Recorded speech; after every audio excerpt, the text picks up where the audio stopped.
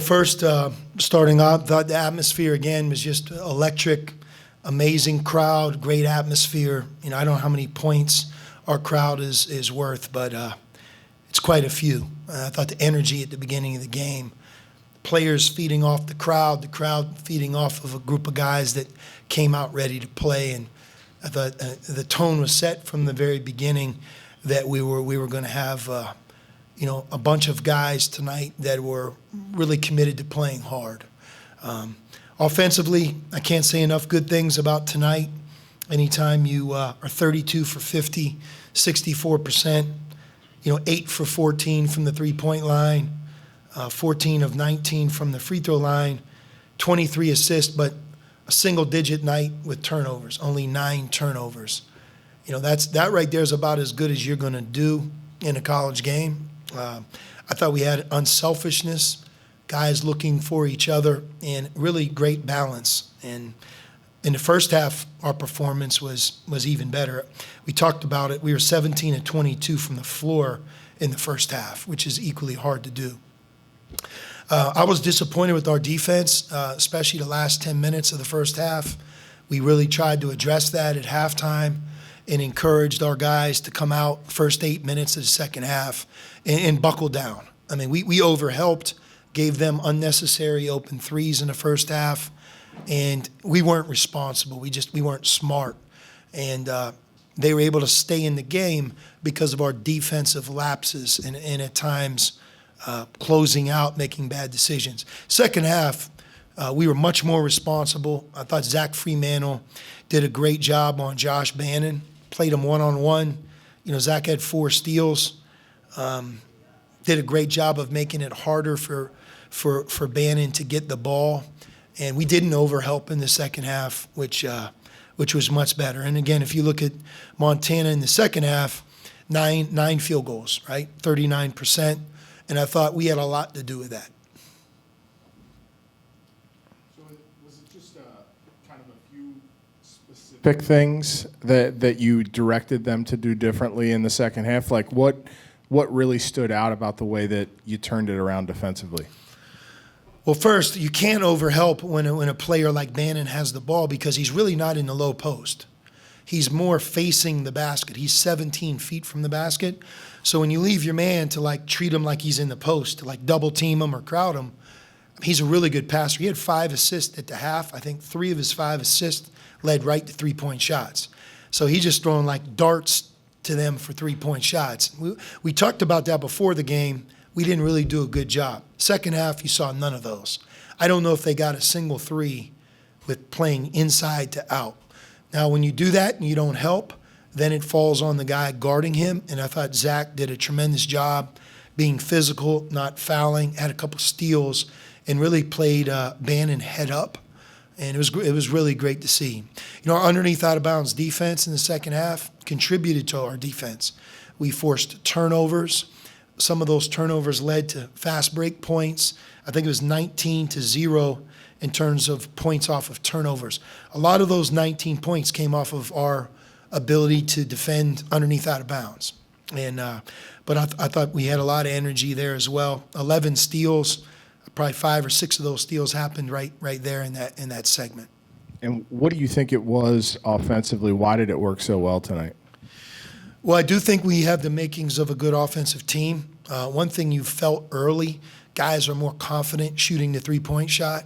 I thought Kiki came out of the gates and really set the tone.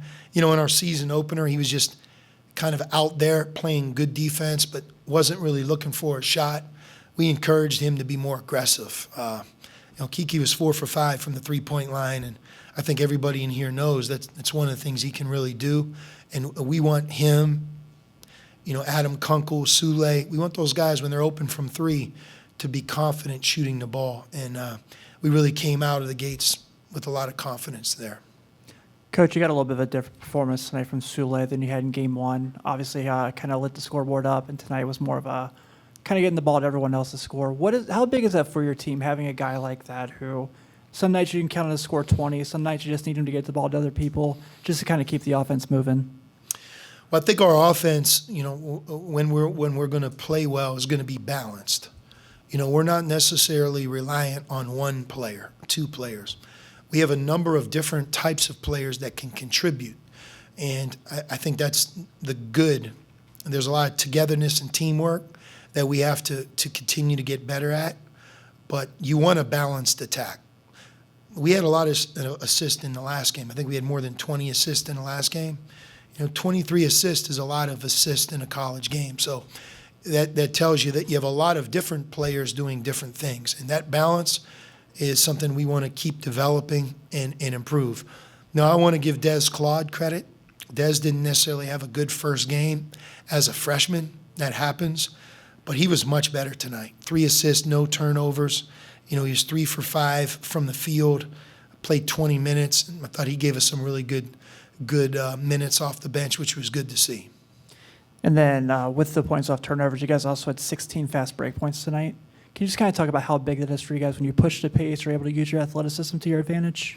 Well, we want to push the pace, and we want to be smart when we do it.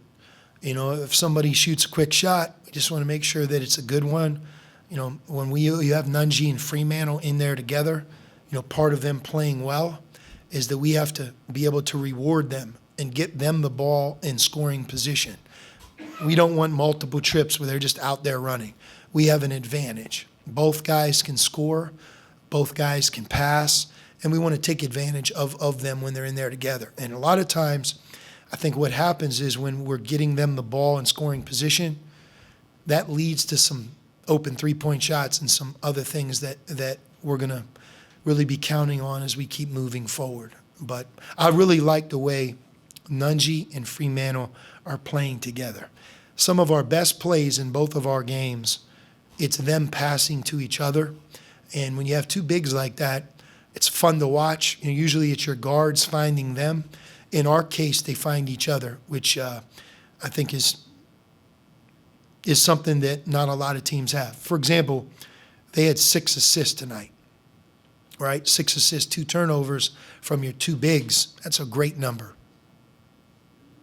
I was actually going to ask you about that exact point. I think Zach has 7 assists now through 2 games, and Jack has 4. Is it mostly just them finding each other on the high lows, or are they looking to make plays for other guys more than they have in the past as well?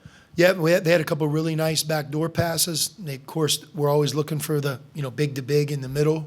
But just generally speaking, I think both guys are smart, experienced, and unselfish. And we just have to do a great job of always keeping them engaged in the game on offense, because when they're playing well and we're getting them the ball and they're a real part of what we're doing, I think that's when we're at our best.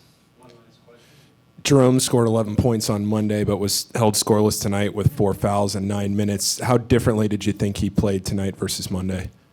Yeah, he did not play well tonight, but it's a little bit like Des Claude. Des didn't necessarily have a good season opener, but he bounced back, and that was great to see. And hopefully Jerome can do the same thing.